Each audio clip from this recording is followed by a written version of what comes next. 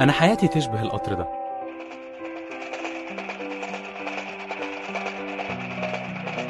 جيت للدنيا لقيت نفسي ماشي في السكة دي. طب هو أنا اخترت السكة دي بنفسي ولا في حد غيري اختارها لي؟ طيب لو اتفرض عليا أمشي في السكة دي، مش من حقي أعرف السكة دي مودياني فين؟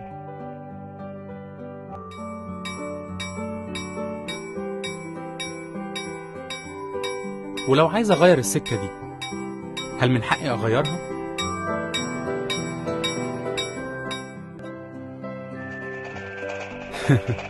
أنا كنت فاكر إن أنا العربية اللي بتجر القطر، طلعت العربية اللي بتتجر.